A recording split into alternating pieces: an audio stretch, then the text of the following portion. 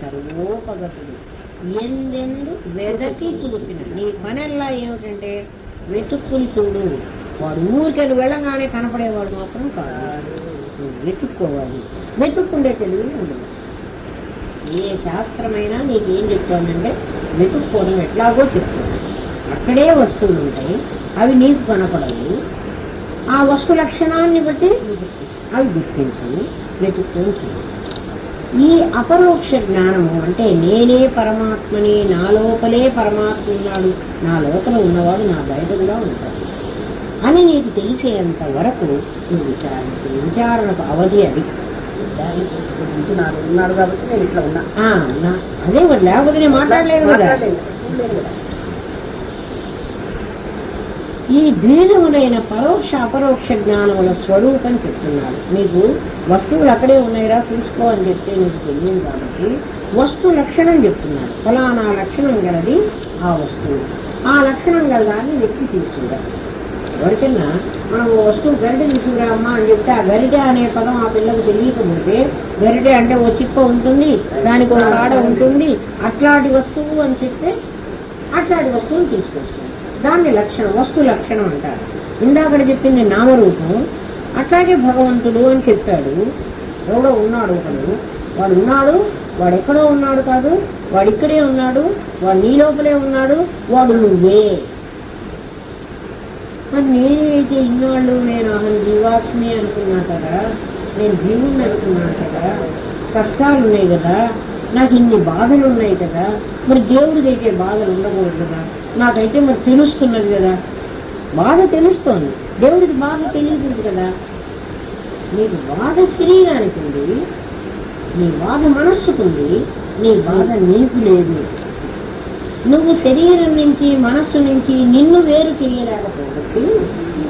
ఆ తాదాత్మ్య దోషం కిందటిసారి చెప్పుకున్నావే, ఆ తాదాత్మ్య దోషం వల్ల నువ్వు అదే నేనని అనుకుని నువ్వు బాధపడతావు. దీనికి వచ్చిన రోగం నీకు వచ్చింది అనుకుంటున్నావా? అదే నీకు తెలుసు. అది తెలిస్తే నీకు చూసుకుంటావు. అస్తి బ్రహ్మేతి చేద్వేద పరోక్ష జ్ఞానమేవ తత్ అహం బ్రహ్మేతి చేద్వేద సాక్షాత్కారస్థ ఉచ్యతే. అస్తి బ్రహ్మేతి అంటే పరమాత్మ ఉన్నాడు, అస్థి అంటే ఉన్నాడు. అస్థి బ్రహ్మేతి చేద్వేద నువ్వు తెలుసుకుంటే, పరమాత్మ ఉన్నాడు అని తెలుసుకుంటే పరోక్ష జ్ఞానమేవత నీకు పరోక్ష జ్ఞానం వస్తుంది. ఏమిటండి నాకు పరోక్ష జ్ఞానం వచ్చి ఏం చేయాలి? నేను దేవుడు ఉన్నాడని నేనంటే ఏమిటి, నేను లేనంటే ఏమిటి? నేను ఉన్నాడంటే ఆయన ఉంటాడా, నేను లేను అంటే ఆయన పోతాడా? ఉన్నాడు అని నేను తెలుసుకోవడం వల్ల నాకేంటి లాభం? ప్రతిదీ నాకే కదా లాభం కావాలి, అన్ని లాభాలు నాకే కావాలి.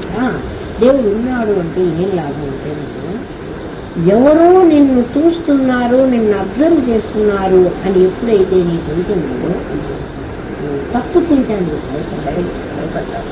ఇంకోటి చూస్తున్నాడు అంటే నువ్వు తప్పు చేయలేదు. కర్మ చేస్తుంటే నువ్వు కర్మ చేయకుండా ఉండవు, కర్మలో నువ్వు మోసం చేయకుండా కూడా ఉండవు. కర్మ ఫలితం అనుభవించేప్పుడు నీకు తెలుస్తోంది, కానీ కర్మ చేసేటప్పుడైతే నీకు తెలియటం లేదు కదా. ఆత్మ తెలిసిన వాడికి మనసు పక్కకు పోతున్నానని చెప్తున్నది, కానీ ఆత్మ గురించి తెలియకముందు, భూమి దగ్గరికి వెళ్ళకముందు మనసు ఎప్పుడు పోయిందో తెలియదు, ఎప్పుడు వచ్చిందో అసలు మనసు అనేది ఒకటి ఉందే, మనసు తెలియదు కదా. మరి దేవుడు ఉన్నాడని తెలుసుకుని నాకేమిటయ్యా లాభం అంటే, దేవుడు ఉన్నాడు, నిన్ను నిత్యం నిన్ను చూస్తూ ఉన్నాడు, నిన్ను వాచ్ చేస్తున్నాడు. ఎవరైనా వాచ్ చేస్తున్నాడంటే నువ్వు పని ఎంత కేర్ఫుల్గా చేస్తావు. గురుదేవుడు అదే అంటారు, నీ పై ఆఫీసరు ఆఫీస్లోనే ఉన్నాడు అంటే నువ్వు పని చేయటం తేడా ఉంది కదా. స్కూల్లో టీచర్ల గురించి చెప్పేవాళ్ళు గురుదేవుడు. స్కూల్లో హెడ్ మాస్టర్ ఉన్నాడు అంటే టీచర్లు ఎలా ప్రవర్తిస్తారు, క్లాస్లో టీచర్ ఉన్నాడు అంటే పిల్లలు ఎలా ప్రవర్తిస్తారు, ఆఫీసులో ఆఫీసర్ ఉన్నాడు అని అంటే పిల్లలు ఎలా, ఆ స్టాఫ్ ఎలా ప్రవర్తిస్తారు. ఆఫీసర్ నీ టేబుల్ దగ్గరే నుంచున్నాడు, నువ్వు పని పొరపాటు చేస్తావా? చెయ్యు. ఏమన్నా తప్పు చేస్తావా? చెయ్యు. ఇంకా కేర్ఫుల్గా, అంటే నువ్వు ముందే చేస్తున్నావు, ఇంకా జాగ్రత్తగా నువ్వు పని చేస్తావు కదా. అట్లా పరమాత్మ అనునిత్యం నీ వెంట, నీ ఇంట, నీతోనే ఉన్నాడు అంటే పరోక్ష జ్ఞానంలో నీతోనే ఉన్నాడు అన్నాడు.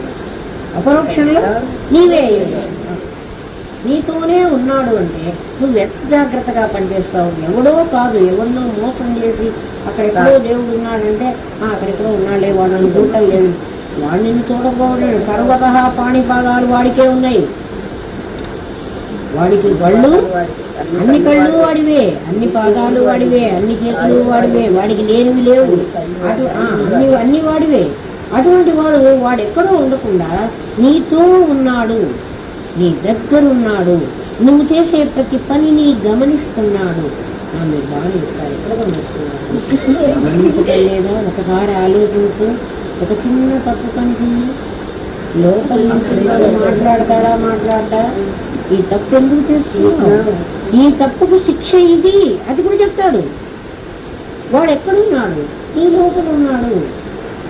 నువ్వు వాడిని ఇన్ని రోజులు నోరు మూయించావు కనపడకుండా. ఎందుకు నోరు మూసుకుని కూర్చున్నాడు? నువ్వు నేను దేహాన్ని అనుకుంటే వీడు ఎంత తప్పు చేసినా ఏం పర్వాలేదు. ఆల్రెడీ తప్పు చేసి జైల్లో పడ్డవాడిని ఇంకా వాడు తప్పు చేస్తుంటే ఇప్పుడు జైల్లో పడ్డాడు ఒకడు. కొంతమంది దొంగలు జైల్లో ఆల్రెడీ ఉన్నారు కదా, దొంగలు హంతకులు ఆల్రెడీ ఉన్నారు. పోలీసు వాళ్ళు వాళ్ళ మీద నిఘా పెట్టుకుని ఉంటారా? ఎందుకని? వాళ్ళు ఆల్రెడీ తప్పు చేశారు, చేసి శిక్షను అనుభవిస్తున్నారు. ఇంకా వాళ్ళకి ఇంకా కొత్త శిక్ష ఏముంది? వాడు పారిపోతే ఇంకో శిక్ష, వాడు జైల్లోనే ఉన్న వాడికి శిక్ష ఏముంది? అట్లా దేహమే నేననుకుని కర్మబద్ధుడైన వాడికి, కర్మ ఇంకా ఇంకా అనుభవిస్తున్న వాడికి మళ్ళీ అనుభవించడానికి కూడా రెడీ అయ్యే వాడికి లోపల నుంచి ఎందుకండి వాడు చెప్పాలి? అందుకని వాడు ఇన్నాళ్ళు నేను వదిలేసి ఉంటున్నాడు. నువ్వు చేసుకోలేదా? కర్మ చేసుకో, నాకేం చూస్తాను. నువ్వు మళ్ళీ జన్మ కడతానంటే నాకేమిటి బాధ? అమ్మ అప్పుడు జీవుడు ఎక్కువ మాట్లాడతారు. దేహమే నేను అనుకున్నాడు కదా జీవుడు కాదు. దేవుడికి అసలు నేను జీవుడిని తెలియలేదు. ఈ కర్మ వల్ల నాకు ఫలితం అనుభవించాలని తెలియదు. గురువు దగ్గరికి వచ్చేదాకా ఎవరికి తెలియదు కదా. మనస్సు అనేది తెలియదు, ఏం తెలియదు కదా. ఎంతసేపు నీకు స్వార్థం ఉంటుంది. పుణ్యం కలిసి గురువు దర్శనం లేకపోతే వాడికేం తెలుసు? తప్పు చేస్తే స్వార్థమే. స్వార్థంతో ఏం చేసేవాడంటే ఈ కొంచెం మిగిలిస్తే నా పిల్లానికి నా పిల్లలకే మిగిలించుకొని కర్మలన్నీ వాడు అందుకే ధర్మం లేదు, ధర్మం అక్కర్లేదు. ఎందుకని అంటే వాడు మళ్ళీ జన్మలు ఎక్కడానికి సిద్ధంగా ఉన్నాడు. గురువు దగ్గరికి వచ్చిన వాడికే జన్మ అంటే ఇంత కష్టం వాడికి అర్థమైంది. వాడికి ఈ తంతంతా లేని వాడికి ఇది అక్కర్లేదు.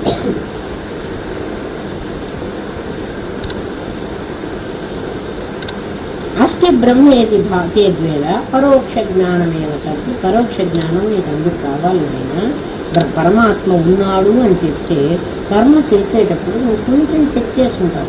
ఒక చక్కెర ఉన్నాడు అంటే, చెక్ చేసేవాడు నీ దగ్గర ఉన్నాడు అంటే నువ్వు ఎంత జాగ్రత్తగా ఉంటావు, కేర్ఫుల్గా ఉంటావు కదా కర్మను అనుభవించేటప్పుడు.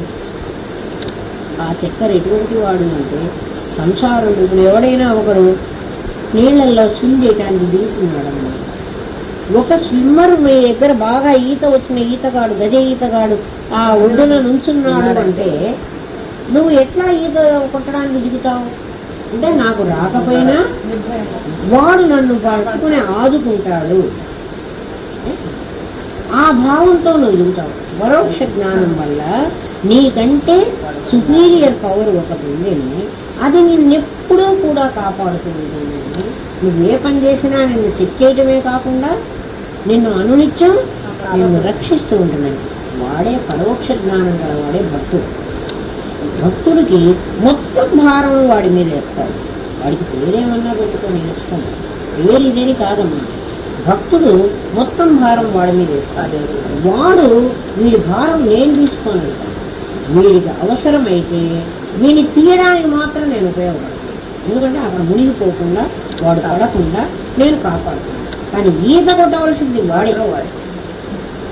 వాడు మునిగేటప్పుడు మునగకుండా నేను చూస్తాను. కానీ ఈత నేను కొట్టను, వాడికి బదులుగా ఈత నేను కొట్టను. భక్తుడికి జ్ఞానికి తేడా. జ్ఞాని ఎవడు అంటే నేనే ఈత కొడతాను, నేను గజ ఈత కానీ నేను అసలు మునగాల్సిన అవసరమే లేదు. ఎందుకంటే నేను అసలు ఈతే కొట్టడం లేదు కదా. నా దగ్గర మంచి బోటు ఉంది, నేను కాలు తడి లేకుండా నా బోటు అది మునగదు, నన్ను ముంచదు. నాకు నేను వెళతాను. భక్తుడికి జ్ఞానికి తేడా. భక్తుడు ఇంకొకరిని నమ్మాలి,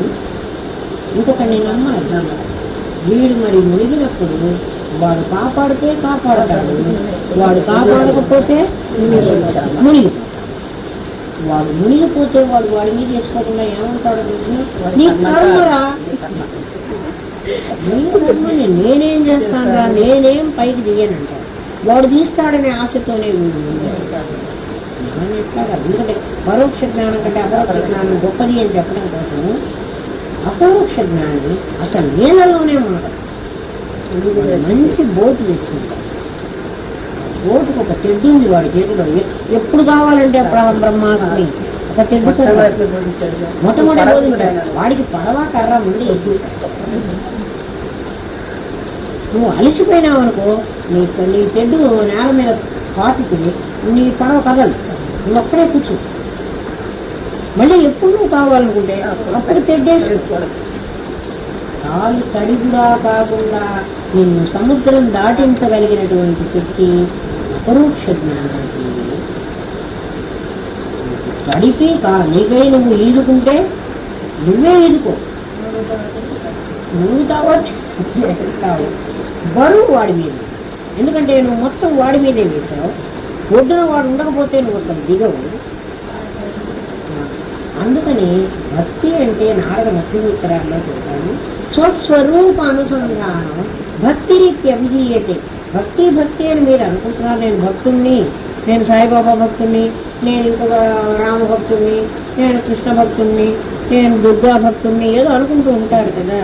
ఈ భక్తులు ఉన్న వాళ్ళందరూ నిజంగా భక్తి కాదు, వీళ్ళ బరువుని మరొకటి మీద వేస్తున్నారు. వాడు వీడి అంత అనుభవిస్తున్నాడు. వీడి కర్మ ఉంటే వాడు చూస్తున్నాడు, వీడి కర్మ లేకపోతే వాడు వదిలేస్తున్నాడు. అయితే మునిగే వాళ్ళకి వాడు ఖచ్చితంగా వచ్చి తీస్తాడు. ఎందుకంటే వాడిని నమ్మి, నిన్ను నమ్మి పెళ్ళాను అన్నాడు కదా. నమ్మినాడు శంకరాచార్యుడు కూడా. శంకరాచార్యుడు 4 శిష్యులు ఉన్నారు. ఒక శిష్యుడు ఉన్నాడు. ఆ శిష్యుడు ఒక ముద్దులాగా ఉండేవాడు. రకరకాలు శిష్యుడు ఉన్నాడు. వాడు ఏమిటంటే అష్టామలకుడు, పద్మపాదుడు, తోటకుడు, ఇంకొకడు 4 శిష్యులమ్మా. ఒక శిష్యుడు ఒక తల్లి నీళ్లు తీసుకొచ్చి ఆ పిల్లవాడిని ఒక తపస్సు చేసుకుంటున్నాడు, ఒక మహనీయుడు తపస్సు చేసుకుంటున్నాడు. ఆవిడ మంచి నీళ్ళకం వచ్చి ఆ నీళ్ళ బిందె తీసుకోవాలి, అంటే నదిలో దిగి నీళ్లు తెచ్చుకోవాలి కదా. ఈ సంతలో ఉన్న పిల్లవాడిని నదిలో దించడం ఎందుకని ఈ ఋషి తపస్సు చేసుకుంటుంటే ఈయన దగ్గర కూర్చోబెట్టి, అయ్యా నా పిల్లవాడిని కొంచెం చూస్తూ ఉండి, 10 నెలల వాడు, వీడిని చూస్తూ ఉండి బిందె నీళ్లు ముంచుకొచ్చుకుంటాను అని చెప్పింది. ఈయన అసలు తపస్సు చేసుకుంటున్నాడు, ఈయన ఎక్కడ విన్నాడు, వినలే. ఆమెమో చెప్పింది, ఈ మనిషి దగ్గర కూర్చోబెట్టిపోయినా కదా ఈయన చూసుకుంటాడు అనుకుంది. ఆ కాస్త నీళ్ళలోకి వెళ్ళిపోయింది. ఆ నీళ్లు ముంచుకొని వచ్చే లోపల ఈ పిల్లవాడు పాకుంటుంది అని వెళ్ళిపోయింది. ఈ 10 నెలల పిల్లవాడు పారాడుతూ వెళ్ళిపోయినాడు. పారాడుతూ వెళ్ళిపోయి ఆ నీళ్ళలో పడి చచ్చిపోయాడు. ఆ 10 నెలల వాడు నీళ్ళలో పడితే వాడేం బతుకుతాడు, బతుకుతాడు. ఈ తల్లి నీళ్ళ కింద ఎత్తుకొని వచ్చి ఈయన చూసింది, ఈ మహర్షి తపస్సు చేసుకుంటున్నాడు కదా. ఏమిటయ్యా, నా పిల్లవాడిని నీ దగ్గర పెట్టిపోయినాను, నీకు చెప్పిపోయినాను, నా 10 నెలల పిల్లవాడు జాగ్రత్త, నేను బిందె ముంచుకొస్తానన్నాను, 5 నిమిషాలు పిల్లవాడిని చూడలేవా, నీకు దేవుడు ఏమిటి, దయ్యం ఏమిటి, నీ దేవుడు ఏమో కాపాడాడు కదా, నీకు బుద్ధి లేదా అని 4 తిట్టి ఆ పిల్లవాడు తెచ్చిన కోపంలో ఆ బిందె పెట్టి ఒక్క దెబ్బ కొట్టి, ఆ బిందె పెట్టి మొహానికి నెత్తి మీద ఒక్కడి కొట్టి కింద పెట్టి అది లేచాడు. అది ఏమిట్రా, ఏమైంది? ఆమె నన్ను నమ్మి నా మీద పెట్టిపోయింది పిల్లవాడు. మరి నాకైతే తెలియదు, నాకు తెలియకపోవడం ఆ తల్లికి తెలియదు. ఇప్పుడు నేను ఈ దేహంతో ఉండి ఈ తపస్సు చేసుకుంటే నేను తరించేది ఏమిటో, ఆ దేహంతో ఉండి తపస్సు చేసుకున్నా అంతే కదా తరించేది. అందుకని దీంట్లో నుంచి పరకాయ ప్రవేశం చేసి ఆ 10 నెలల పిల్లవాళ్ళకి దూరిపోయింది. ఈయన్ని కొట్టింది, ఈయన కింద పడిపోయినాడు, ఇంకా ఈయన చచ్చిపోయినాడు. ఆ పిల్లవాడు కాచి బయటకు వస్తుంది ఆ నీళ్ళల్లో. అమ్మో ఈయన చచ్చిపోయినాడు, ఈ నేరం నా మీద ఎక్కడ పడుతుందో, నా పిల్లవాడు బతికాడు కదా, నాకెందుకు ఈ గోళ వస్తుంది, ఆ పిల్లవాడిని ఎత్తుకుని వెళ్ళాడు. ఆ పిల్లవాడు ఈ చచ్చినవాడు ఏమైనాడో మనం తెలియదు. ఈ పిల్లవాడిని తీసుకొచ్చింది ఇంటికి. ఈ పిల్లవాడిని మరి ఆ పిల్లవాడైతే వాడే, దాని లోపల ఉన్నవాడు వాడు కదా. ఈ పిల్లవాడు ఇదివరకు చక్కగా ఆడుకునేవాడు, ఏదో నడిచేవాడు, పాకేవాడు, నవ్వేవాడు, ఏదో వీడు పలకడు, ఉలకడు, మొద్దు జాగాడుకుంటాడు, ఏమీ తెలియదు. ఏమిట్రా పిల్లవాడికి ఆ నీళ్ళల్లో పడ్డప్పటి నుంచి ప్రాణం పోయిందనుకుంది కదా. వాడు మళ్ళీ బతికినా కూడా వాడికి ఏదో జరిగింది, వాడికి ఏ గ్రహమో ఏదో పట్టి పీడించింది, ఏమో అయింది. ఈ పిల్లవాడు పలకటం లేదు, నడవటం లేదనుకుంది. వాడు పలకడు, ఉలకడు, నవ్వడు, ఏమీ చేయడు, అలాగే పెరుగుతున్నాడు. గోతిలోలాగా ఇంత పోస్తే తింటాడో తాగుతాడో, అది కూడా వాడు పెడితే తింటాడు, పెట్టకపోతే అడగడు. వాడు మొద్దు వేసేవాళ్ళే తయారు. ఈ మొద్దు ఏం ప్రయోజనం లేదు అనుకున్నాడు. ఇప్పుడు ఒకప్పుడు అయ్యో కొడుకు అనేటువంటి ప్రేమ కూడా వీడికి రోజు రోజుకి చచ్చిపోతుంది. ఎందుకంటే అసలు వీడు మరి ఏమీ లేదు, ఆడడు, తిరగడు, మామూలు పిల్లవాడైనా ఉండడు. వీడు ఇలా ఉంటుంది. 18 ఏళ్ల వయసు. 18 ఏళ్ల వయసు వచ్చినా వీడు వెలకడు, పలకడు, అదుగుతాడు, ఇంట్లో తిరుగుతాడు. కానీ ఏమీ అమ్మ లేదు, నాన్న లేదు, నోరెత్తడు, మాట్లాడు. ఎందుకు ఈ విధం మనకు అనవసరం ఈ పిల్లాడు గురించి, ఏం చేద్దాం మరి. వాడు ఎందుకు ప్రయోజకుడు కాకపోతే వాడు అక్కర్లేదు కదా. శంకరాచార్యులు అక్కడికి వచ్చారు, ఆయన సంచారం చేసుకుంటూ ఆ ఊరికి వచ్చారు. ఈ పెద్ద ఆయన ఎవరో వచ్చారు, కొని తీసుకెళ్దాం ఈ పిల్లవాడిని, వీడికి ఏదైనా మందో మంత్రమో మాకో ఏం వేస్తారో ఆయన అని తీసుకెళ్ళి అయ్యా వీడు పలకడు, ఉలకడు, మరి శంకరాచార్యుల దగ్గరికి తీసుకొస్తే ఆయన చూసి నువ్వెవరు అని అడిగాడు. అంటే ఈ జగత్తంతా వ్యాపించిన వాడిని నేనే. వాడు మాట్లాడాడు, అమ్మో మాట్లాడాడు, వాడికి అదే వస్తుంది. నేను దేహం కాదు, నేను ఇంద్రియాలు కాదు, నేను మనస్సు కాదు, నేను బుద్ధి కాదు, జగద్వ్యాప్తంగా ఉన్నటువంటి పరబ్రహ్మ స్వరూపుని నేను. అమ్మ ఈ పిల్లవాడు నీకు అవసరం లేదు, హస్తామలకుడు వాడే. హస్త ఆమలకుడు అంటే చేతిలోనే, వాడికి చేతిలో ఉసిరికాయలాగా సమస్త వేదాంత సారం వాడి లోపల. ఎందుకంటే గర్భజన్మలో చేసుకొచ్చుకున్నాడు కదా వాడు. ఈ పిల్లవాడు దేహం పిల్లవాడి దేహం, కానీ లోపల చాలా గొప్పవాడు ఉన్నాడు చేసుకున్నవాడు. అంటే ఈ అబ్బాయి మీకు పనికిరాడమ్మా, మరి నాకు పనికొస్తాడు, నువ్వు ఇస్తానంటే నాయన తక్షణం తీసుకుపో, ఎందుకంటే నాకు అసలు అక్కర్లేదు, ఇట్లాంటి వాడితో మాకు పనే లేదు, నువ్వు తీసుకుపోని ఇచ్చేశారు. ఆయనే హస్తామలకుడు అయినాడు. ఆయన పేరు మీద ఒక పీఠం స్థాపించి, మరి అప్పటికే ఆయన తెలుసుకున్నటువంటి వాడు శంకరుడు చూస్తూ పరోక్ష జ్ఞానం అపరోక్ష జ్ఞానం అని నీకు ఎందుకు కావాలి నాయన. పరోక్ష జ్ఞానం నువ్వు కష్టపడి సంపాదించుకోవాలి. అటువంటి పరోక్ష జ్ఞానం నీకు ఎలా వస్తోంది అంటే, గురువులక్కడ శ్రవణ మాత్రం చేసి గురువు దగ్గర విను. నేను విననంటే నీకు లాభం లేదు, విను, కష్టపడి విను. నేను వినను, ఇంతసేపు నేను కూర్చోలేను, నాకు టైం లేదు అంటే మాత్రం వినుగాదు. గురువు దగ్గర శ్రవణం చేసిన వాడికి మాత్రమే పరోక్ష జ్ఞానం కలుగుతుంది. ఏమ్మా స్వమననము చేత నీకై నువ్వు మననం చేసుకుని తానే ఆ బ్రహ్మమైనట్టు అనుభవపూర్వకముగా నీకు అది అపరోక్ష జ్ఞానం. గురువు దగ్గర శ్రవణం చెయ్యి, అపరోక్ష జ్ఞానం సంపాదించు. స్వమననం చెయ్యి, అపరోక్షానుభూతి కలిగి. కాబట్టి పరోక్ష అపరోక్ష అనేటువంటి అస్తి బ్రహ్మేతి చేద్వేద, బ్రహ్మమున్నాడు అనేటువంటి జ్ఞానం కలిగితే పరోక్ష జ్ఞానమేవ తత్తు, అది పరోక్ష జ్ఞానమేమో, దేవుడు ఉన్నాడు. దానివల్ల కూడా నీకు లాభం ఉంది. ఎందుకంటే నమ్మావు కదా, నీ కర్మ నుంచి నువ్వు చెక్ చేస్తున్నావు. కర్మని నీ ఇష్టం వచ్చినట్టు కర్మ చేయదు. నిన్ను ఇంకోడెవడో నడిపిస్తూ ఉంటాడు, నువ్వు నడుస్తూ ఉంటావు, ఆ భారం వాడి మీద ఉంటుంది. అప్పుడు కూడా కర్మఫలం అంతా నువ్వు అనుభవించాల్సిన పని రాదు. ఎందుకంటే కర్మ చేయించేవాడు వాడే అన్నప్పుడు కర్మఫలం కూడా వాడు అనుభవించాడు. అందుకని వాడు ఇంకా కేర్ఫుల్గా ఉంటాడు నీకు కర్మ చేయించేటప్పుడు. అహం బ్రహ్మేతి చేద్వేద, నేనే బ్రహ్మను అనేటువంటి జ్ఞానం సాక్షాత్కారస్థ ఉచ్యతే. అది నీకు సాక్షాత్కారం కలగకపోతే నేను బ్రహ్మను అన్న జ్ఞానం నీకు కలగదు. దాన్నే సమాధి. ఎందుకంటే ఎవరో ఎన్నో చెప్పినా చెప్పడం వల్ల నీకు కుదరదు నాయన. నేను బ్రహ్మని అని నీకు నమ్మకం కలగాలంటే నీకే అనుభవం రావాలి. చిన్న విషయం, తలనొప్పి ఎలా ఉంటుంది, కడుపు నొప్పి ఎలా ఉంటుంది అని ఎవరినన్నా అడిగామనుకో, కడుపు నొప్పి ఎట్లా ఉంటుందమ్మా? కడుపులో ఎక్కడ నొప్పి ఉంటుంది? ఒక కురుపు అయితే ఒక లొకేషన్ చూద్దాం, ఈ కురుపు ఇక్కడ లేచింది కాబట్టి ఈ కురుపు తోటలోనే నొప్పి. తలలో ఎక్కడ నొప్పి అని అడిగినప్పుడు తల మొత్తం నొప్పి. తలనొప్పిని నువ్వు ఎక్స్పీరియన్స్ చేస్తేనే నువ్వు చెప్పగలవు. తలనొప్పి ఎంత బాధగా ఉంటుంది అనే నువ్వు అనుభవించే చెప్పాలి.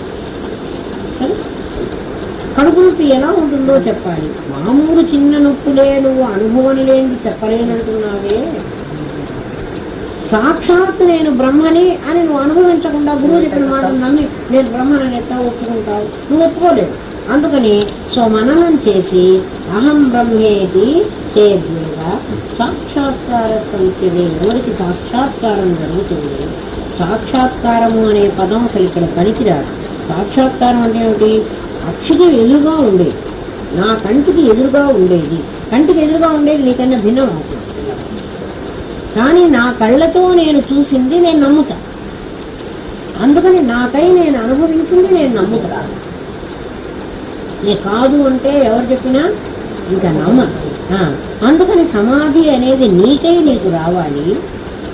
వాళ్ళు వస్తుందా, రేపు వస్తుందా, ఎల్లుండి వస్తుందా అనేది దానికి ఒక టైం లేదు. కానీ గురువు ఇక్కడ శ్రవణం చేసి మహావాక్యార్థ బోధ చేస్తారు. గురువు కూడా నీకు ఇష్టం వచ్చిన మంత్రం ఇస్తాలే రా అంటే నువ్వు ఆ మంత్రాల వల్ల నీకు తెలియదు. స్పష్టంగా చెప్పారు, ఏ మంత్రం వల్ల నీకు పరమాత్మ తెలియడానికి వీలు లేదు. మహావాక్యార్థ బోధతి. మహావాక్యం అంటే ఏమిటి? అహం బ్రహ్మాస్మి, తత్వమసి, ప్రజ్ఞానం బ్రహ్మ, అయమాత్మ బ్రహ్మ. 4 వేదాలు 4 మహావాక్యాలు చెప్పాయి. ఈ 4 మహావాక్యాల వల్లే నీకు ఈ 4 మహావాక్యాల్లో బోధ తీసే వాక్యం తత్వమసే. కానీ అహం బ్రహ్మాస్మి అనేది అనుభవ వాక్యం. ఈ అనుభవం వచ్చే తీరాలి. అట్లా వచ్చిన వాడికే ఈ నమ్మకం కలుగుతుంది. మహావాక్యార్థ బోధ చేస్తాడు గురువు. అప్పుడే అధికారికి బ్రహ్మము అన్నది ఉన్నది అనే జ్ఞానం ఏర్పడుతుంది. అది పరోక్ష జ్ఞానం అవుతుంది. తర్వాత మరికొంత మననాదులు చేయగా బాగుగా చేయను అంటే చేయగా ఆ బ్రహ్మము నేనే అనేది బ్రహ్మముకు తనకు అభేద జ్ఞానం ఏర్పడుతుంది. అభేదం, బ్రహ్మం వేరే లేదు, నేనే. ఇది అపరోక్ష జ్ఞానం. బ్రహ్మ యొక్క ఏ సాక్షాత్కారం కలిగిన వెంటనే పురుషుడు సంసార బంధము నుండి విముక్తులను. నాకు బ్రహ్మజ్ఞానం కలిగింది, నేను నాకు ఎట్లా నమ్మకం అండి? నాకు సమాధి వచ్చిందనుకో, అయినా నేనేం గ్రహించలేకపోయినానే, నాకు నేనే బ్రహ్మమును అని అనిపించింది, అయినా నాకు నేను గ్రహించలేకపోతున్నాను అని అడిగితే తత్ సాక్షాత్కార సిద్ధ్యత్వం ఆత్మతత్వం వివిచ్యతే. ఏ నాయం సర్వ సంసార సద్య ఏవ విముచ్యతే. చూడైనా సాక్షాత్కారం నీకు వచ్చిందా రాలేదా అనేటువంటి అపనమ్మకం నీకు అక్కర్లేదు. బ్రహ్మ సాక్షాత్కారం కలిగిన వెంటనే నీకే సంసార బంధాలు విడిపోతాయి. సంసార బంధం నీకు తర్వాత నా దగ్గర చదువుతూ ఉంటారు, అమ్మ నాకు అసలు ఏం అనిపించలేదు, ఏం అనిపించదు. ఇదివరకు నీకు ఏదైతే సంసారం నిన్ను అనిపించిందో, నీకు సంసారం సంతోషమైనా దుఃఖమైనా అనిపించింది, ఇప్పుడు నీకు అనిపించదు. ఎందుకు అనిపించదు అంటే అనిపించలేదు అన్నదే నువ్వు బ్రహ్మము అన్నదానికి నిదర్శనం. నేను దానంటే భావం కలగదు. వివేచన చేయగా తత్సాక్షాత్కార సిద్ధ్యత్వం ఆత్మతత్వం వివిచ్యతే. ఏనాయం సర్వ సంసారాత్ అత్యదేవ విముక్తే. సంసార బంధం నుండి నువ్వు విడిపడ్డావు అని నీకే అనిపిస్తుంది. ఇంకా నీకు తాపత్రయం ఉందా? ఇంకా సంసారంలో నేను చిక్కుకున్నానా? ఇంకా సంసారం నన్ను పీడిస్తున్నదా? ఇదివరకటల్లే నాకు దిగులు కలుగుతోందా అని నీకు నువ్వు విచారణ చేసుకో. నువ్వు విచారణ చేసుకుంటే నీకు ఈ సంసారం లేనిదని అర్థమవుతుంది. ఏదైతే సంసారంలో నుంచి నిన్ను బయటపడుతుందో అది నీ బ్రహ్మమేనన్ను గ్రహించు. సంసార భావన నీకు ఇంకా కలగదు. బ్రహ్మ యొక్క ఏ సాక్షాత్కారము కలిగిన వెంటనే పురుషుడు సంసార బంధం నుండి ముక్తి పొందును. పురుషుడు అంటున్నాడంటే ఇక్కడ జీవుడు అనే అమ్మా, స్త్రీలకు లేదని అనుకోవాలని. అట్టి బ్రహ్మ సాక్షాత్కారం అందరికీ సిద్ధింపచేయుటకు పై గ్రంథంలో ఆత్మస్వరూపం చక్కగా విమర్శిస్తున్నాడు. ఆత్మస్వరూపాన్ని గురించి నీకు చెప్తున్నాడు. అంటే నువ్వు ఆత్మవి అనేటువంటి భావన నీకు ఎలా కలుగుతుందో, ఏ రకంగా చేసుకుంటే నీకు అపరోక్ష జ్ఞానం కలుగుతుందో ఆ సంగతి చెప్తుంది. కూటస్థ బ్రహ్మ జీవేశ ఇత్యేవం చతుర్విధ ఘటాకాశ మహాకాశం జలాకాశాభ్రత్యేవ. ఎక్కువ సేపు కూటస్థ బ్రహ్మ జీవేశ అయిపోయింది. ఒక 10 minutes ఉంది, కొంచెం చెప్తానమ్మా. మళ్ళీ కొంచెం వచ్చే వారం అంటే ఉగాది నాడే ఉంటుంది. ఉగాది అయిన మరుసటి రోజు ఇందిర శ్రీశైలం తీసుకెళ్తాను. నెక్స్ట్ ఆదివారం పాఠం ఉంటుంది, శనివారమే ఉంటుంది. కూటస్థో బ్రహ్మ జీవేశ, కూటస్థుడు ఏమా మూల ప్రకృతి, అపంచీకృత పంచమహాభూతం, పంచీకృత పంచమహాభూతం. మళ్ళీ మన పాఠం మొదట్లో చెప్పుకున్నామే 4 రకాలైనటువంటి ఉన్నాయి కదా. అంటే తెల్లబట్ట మీద గంజిగుడ్డ, గంజిగట్టు వేసాం, తర్వాత అవుట్లైన్ వేసాం, ఆ తర్వాత రంగులు వేసాం. అది ఆ సంగతి చెప్తున్నాడు. కూటస్థుడు ఎప్పుడు కూటస్థ అన్న పదం ఉపయోగించాడంటే శరీరంలో ఉన్న ప్రత్యేగాత్మాని గుర్తుపెట్టుకున్నాము. వేదాంత భాషలో ఎప్పుడైనా కూటము అంటే మాయకు అధిష్టానమైనటువంటి వాడు లోపల 4 వైపులా గోడలు కట్టి మధ్యలో పెట్టినటువంటిది. ఇప్పుడు దీన్ని నేను హాలే అనాలి కానీ ఇది ఖాళీ స్థలం అనకూడదు. ఈ ఒకప్పుడు ఖాళీ స్థలమే. ఈ ఖాళీ స్థలాన్ని ఏం మార్చలేదు. చుట్టూ గోడలు కట్టాను, పైన టాప్ వేసేసాను. వెంటనే ఇదేమైపోయింది? గదైపోయింది. గదో హాలో ఏదో అయింది. ఏమా హాలని ఎందుకుంటున్నానంటే దీంట్లో సోఫాలు పెట్టుకుని కుర్చీలు వేసుకొని కూర్చుండేటప్పటికి మీరు దీన్ని హాల్ అన్నారు. దీంట్లోనే ఒక వెస్ట్రన్ కమోడ్ పెట్టేశాను అనుకో, ఇది బాత్రూమ్ అంటున్నారు. అంటే దీనిలో పెట్టిన వస్తువుల వల్ల దీనికి పేర్లు వస్తున్నాయి. కానీ ఇది మాత్రం ఖాళీ స్థలానికంటే భిన్నంగా. కొత్తగా ఈ రూమ్ని నేను తయారు చేయలేదు. ఖాళీ స్థలాన్ని రూమ్ లాగా నేను కన్వర్ట్ చేసుకున్నాను. నేను తయారు చేయడాన్ని, నేను కన్వర్ట్ చేసుకోవడాన్ని చాలా లేదు. నేను ఇప్పుడే పొయ్యి కట్టేసి ఇక్కడ గ్యాస్ పొయ్యి పెట్టేశాను అనుకోండి, ఇదే వంట ఇల్లు అవుతుంది. వంట ఇల్లు కానీ, హాల్ కానీ, పాయఖానా దొడ్డి కానీ ఏదైనా కట్టింది ఇదే సిమెంటు, ఇదే ఇసుక, ఇదే సున్నం, ఏమ్మా ఇదే బండలు, ఇదే గౌండ. అది కట్టడానికి వేరే వాడు రాలే, ఇది కట్టడానికి వేరే వాడు రాలే. మొత్తం కట్టిన వాడు ఒకడే, తయారైంది ఒకే వస్తువుతో. ఏమ్మా దాంట్లో పెట్టినటువంటి వస్తువుల వల్ల దానికి పేరు వచ్చింది, దానికి ఉపయోగం వచ్చింది. ఇక్కడే కమోడు పెట్టి ఇక్కడ ప్లేట్లో తెచ్చుకునే అన్నం తింటానా? తినను. ఎందుకని? కమోడు పెట్టగానే ఇది నాకు బాత్రూమ్ అయిపోయింది. ఇక్కడ నేను వంట ఇల్లు అని అంటానికి వీల్లేదు. ఇక్కడే పొయ్యి కట్టా పెట్టేశాను అనుకో, ఇది వంట ఇల్లు అయింది. మిమ్మల్ని అన్నం తినండి అని అక్కడికి వెళ్ళమనగానే పర్వాలేదు తింటా ఉన్నారు. ఆ బాత్రూంలోకి వెళ్ళి అన్నం తినండి అని నేను చెప్పాను అనుకో, ఏంటి అమ్మగారు ఇట్లా బాత్రూంలోకి వెళ్ళమని. ఎందుకంటే ఇది అది కట్టింది ఒకటే. దానిలో పెట్టిన వస్తువుల వల్ల దానికి పేర్లు వేరే వస్తున్నాయి కదా, వాటి ఉపయోగాలు కూడా వేరే అవుతున్నాయి.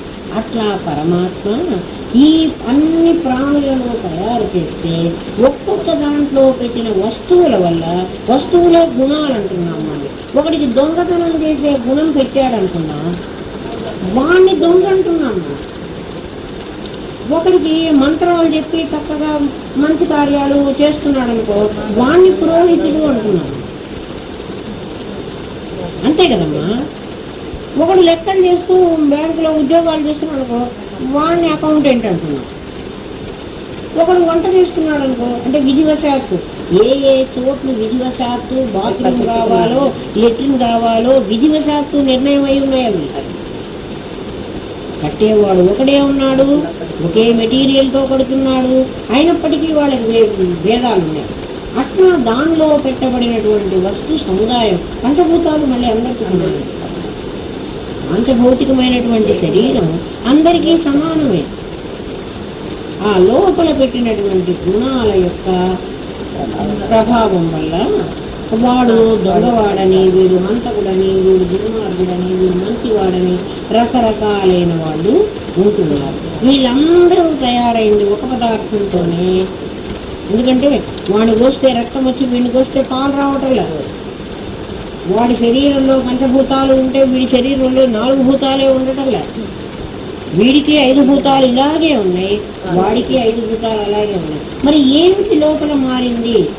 సంస్కారం మారింది. వాడి సంస్కారం దేని వల్ల వచ్చింది? వాడి కర్మ వల్ల వచ్చింది.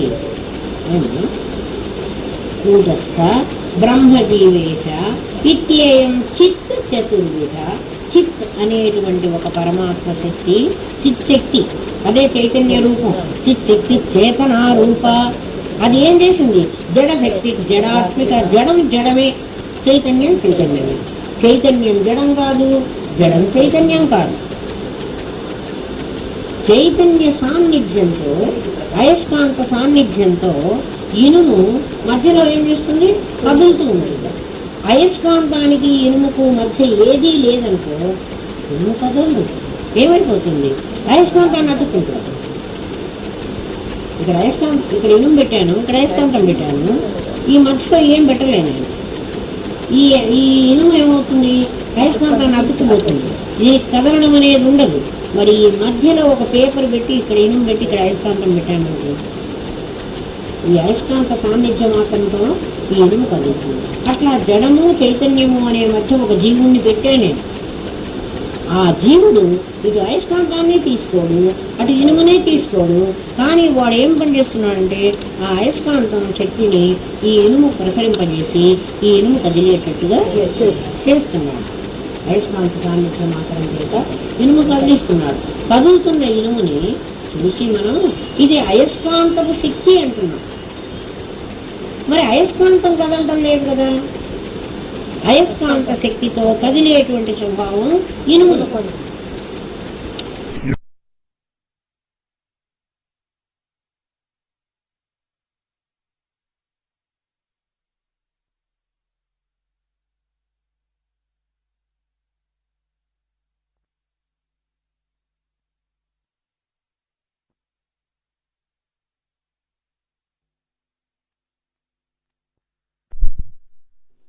అట్లా దేహం ఆ చైతన్య శక్తితో కదిలేటువంటి స్వభావం దేహాన్ని.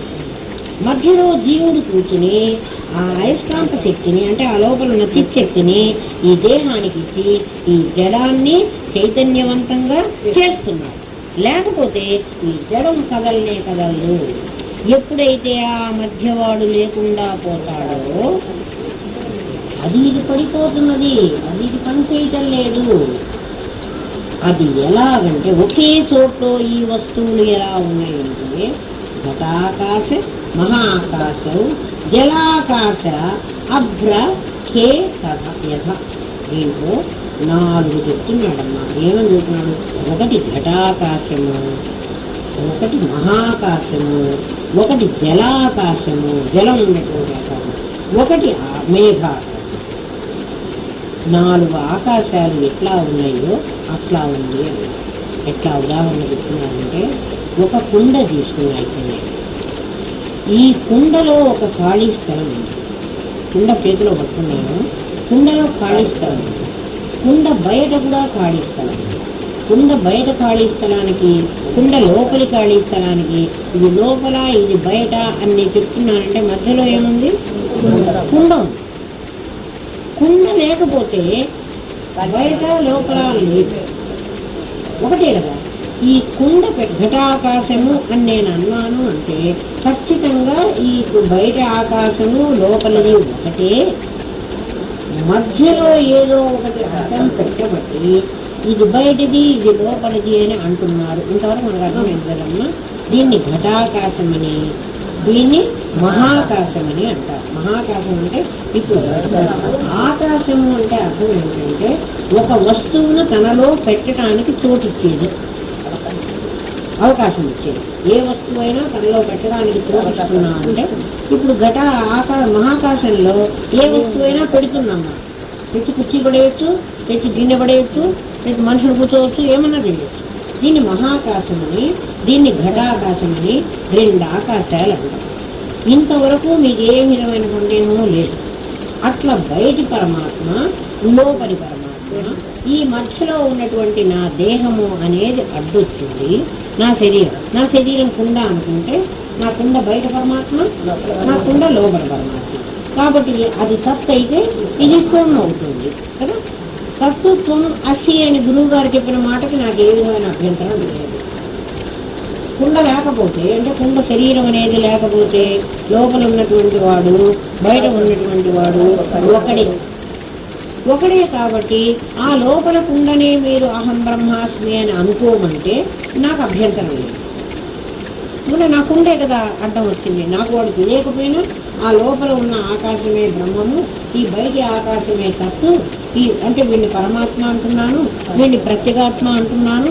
ప్రత్యేగాత్మ ఏమో కుండ లోపలి వాడు, పరమాత్మ ఏమో కుండ బయటి వాడు. కుండ బయటి వాడికి ఆకారం లేదు, కుండ లోపలి వాడికి ఆకారం ఉంది. ఎందుకుంది? కుండాకారమే వాడి ఆకారం. మనలో ఉన్న పరమాత్మ ఎట్లా ఉంటాడు అంటే మనలాగే ఉంటాడు. బయట ఉన్న పరమాత్మకు ఆకారం లేదు, నా లోపల ఉన్న పరమాత్మ నాలాగే ఉంటాడు. ఇంతటితో ఆగకుండా వాళ్ళు ఏం చెప్పారంటే ఘటాకాశము మహాకాశము కాకుండా కుండలో కాసి నీళ్లు పోసారు. కుండలో నీళ్లు పోసేటప్పటికీ ఆ ఆకాశంలో నక్షత్రాలన్నీ కుండలో ప్రతిబింబించడం మొదలుపెట్టారు. ఇప్పుడు ఆ నీళ్ళల్లో ఉన్నటువంటి దాన్ని జలాకాశము అంటుంది. బాగా అర్థం వస్తుంది. నీళ్లలో ఉన్నటువంటి ఆకాశం, మరి కుండలో ఇందా నుంచి ఆకాశం ఎందుకు పడలేదు? నీళ్లు లేవు, కుండలో నీళ్లు పోసి, నీళ్లు పోయగానే ఆకాశ నక్షత్రాలన్నీ పడతాయి. ఈ నక్షత్రాలు కాకుండా ఇప్పుడు మేఘాలు అవన్నీ కూడా పడ్డాయి కదా, కుండలో కొంత మేరే పడ్డాయి, ఆకాశం అంతా పడలేదు. నా కుండ ఎంత ఉందో అంత మేర.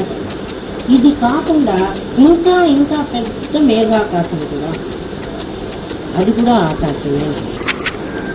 ఇప్పుడు 4 ఆకాశాలు ఉన్నాయి. అసలు ఉన్నది ఒకటి, 4 మన శరీరంలో నా లోపల ఉన్నటువంటి వాడు బయట ఉన్నవాడు ఒకటే ఉన్నాడు. ఆ కుండలో ఎప్పుడైతే నీళ్లు పోసానో ఆ నీళ్ళే నా కర్మ. ఆ నీళ్లలో పడ్డ ఆ నక్షత్రాలే నా వాసన. నా వాసనలు ఎలా ఉన్నాయో ఆ కుండలో పడ్డ ఆకాశం అలా కనపడుతుంది. నా కోరికలు, నా వాసనలు, మరి కుండకు సంబంధం లేదు కదా, వాసనలకు కుండతో సంబంధం లేదు. అవునా లేదు? ఏమ్మా అర్థమవుతోంది కదా. కుండకు సంబంధం లేదు, కోరికకు సంబంధం లేదు.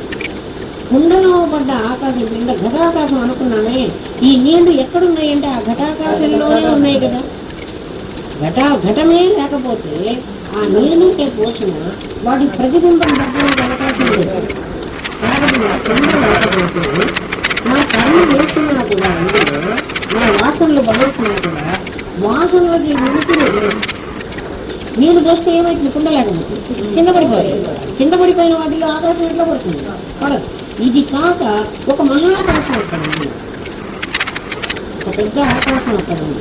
కుండలో పడ్డ బొమ్మలు, కుండలో పడ్డ నక్షత్ర మండలం జలాకాశం అంటాం. ఆ జలాకాశం ఇప్పుడు జలాకాశం సత్యమా? నువ్వు జ్ఞానంతో ఆ జలాన్నంతా ఎండబెట్టు. నీళ్ళన్నీ ఎండబెట్టు. ఎండకు ఏమైపోతుంది? నీళ్ళన్నీ ఎండబెట్టాలి. నీ ఆకాశం ఏమైపోతుంది? ఆ జలాకాశం ఏమైపోతుంది? జలాకాశం లేకుండా పోతుంది. కాబట్టి జలాకాశం ఏర్పడడానికి ఎవరు కారణం అంటే నీళ్లు కారణం. ఇక నీళ్ళు, ఇక్కడ నీలో ఏమిటి అంటే నీ కర్మ కారణం. నీ కళ్ళు పగలగొట్టుకుంటే జ్ఞానంతో అహం బ్రహ్మాత్మే నిప్పు, ఇంకా నిప్పే లేదమ్మా. ఈ నిప్పుతో కాలు పెట్టుకున్నావు అనుకో, నీ వాసనలన్నీ కాదు మొత్తం కాలిపోతాను అంటున్నావు. అయ్యమ్మ ఎప్పుడైతే నేను లేకుండా ఎప్పుడైతే నేను లేకుండా పోతుందో నీ కింద ఉన్నా నీకు భయం లేదు. దాంట్లో ఇంకా ఆకాశం పడ్డా. దీన్ని ఇంకా చాలా చెప్తారమ్మా, ఇవాళకి నేను చెప్తాను. ఘటాకాశం, మహాకాశము, మహాకాశము, జలాకాశము, ఆకాశం, మేఘాకాశం. ఈ నాలుగు మీ పొద్దున్నటువంటి అనుకుంటే మీకు మోక్షం అంటే ఏంటి, మీకు జన్మ అంటే ఏంటి, కర్మను ఎందుకు అనుభవిస్తున్నారు, కర్మ ఎందుకు అనుభవిస్తున్నావు అని అర్థమైతే నీకు కర్మ నిన్ను బాధింది. ఇప్పుడు జగత్ ఎట్లా పోవాలో చెప్తున్నాను నేను. జగత్ ఎట్లా పోవాలి అంటే అప్పుడే ఎట్లా పోతుందో ఎదురు కష్టమే. ఎట్లా చెప్పాలి, మళ్ళీ నగరాన్ని నువ్వు దించుకున్నావు అర్థం కాకపోతే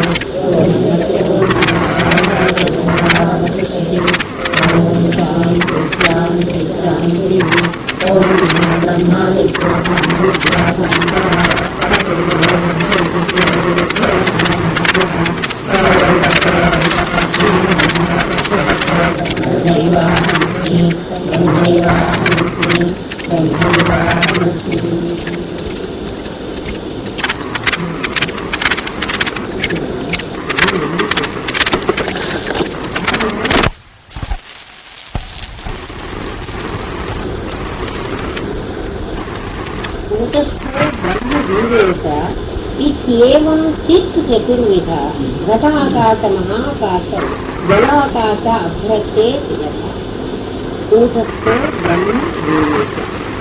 ఆకాశము, ఘటాకాశము, మహాకాశము, జలాకాశము, మేఘాకాశము 4 విధాలుగా ఉంది. కూటస్థ చైతన్యము, చైతన్యాన్ని కూటస్థమని, బ్రహ్మమని, జీవుడని, ఈశ్వరుడని 4 విధాల వ్యవహార గతిలో చేస్తున్నాడు. నిజంగా అది కాకపోయినప్పటికీ వ్యవహార గతిలో 4 చేస్తున్నాడు. ఎట్లా చేస్తున్నాడు అంటే, ఒక ఘటాకాశం, నేను కిందసారి అదే చెబుతున్నాను. ఘటాకాశం అంటే ఒక కుండ, కుండలో ఒక ఆకాశం ఉంది. ఆకాశం అంటే ఖాళీ స్థలం, బయట ఒక ఆకాశం ఉంది. ఇదంతా ఆకాశం, ఖాళీ స్థలం, కుండ ఉంటుంది. ఈ కుండలో ఉన్న ఆకాశము, ఈ బయట ఉన్న ఆకాశం ఒకటే కదా, తేడా ఉండడానికి లేదు. అక్కడ గాలిని నువ్వు పరీక్షించినట్లయితే బయట ఉన్న గాలి, లోపల ఉన్న గాలి ఆ కుండ లోపల ఖాళీ స్థలం. అంటే కుండలో ఏమన్నా పెట్టడం స్థలం ఇది ఒకటి. ఇది తప్పితే అది త్వం.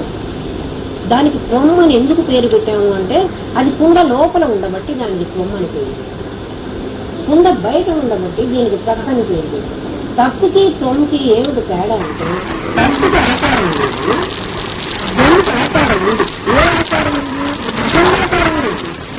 కుండ ఆకారంగా ఉంది. ఆ ఆకారం ఆ కుండలో ఉన్న ఆకాశం అంటే ఈ ఆకాశానికి అద్దులు, ఏ ఆకాశానికి అద్దులు, అవధులు. ఏంటి అవధి అంటే కుండ, అవధులు. ఏంటి అవధి అంటే శరీరం. సత్తుకు అవధి లేదు. సత్తుత్వము ఒకటే అయినప్పటికీ ఎందుకు దీన్ని కూటస్థున్నాడు. నేను ఈ కుండలో ఉన్నటువంటి ఆకాశాన్ని కూటస్థున్నాను. ఎందుకు కూటస్థునంటే, కూటం అంటే మాయ, మాయాకారమైనటువంటి ఒక ఘటం. అందుకే ఈ ఘటం పడిపోయే లోపల అంటాం మనం. ఘటం అంటే ఈ కుండ, ఈ పైన కనబడుతున్నటువంటి కుండ. కుండలో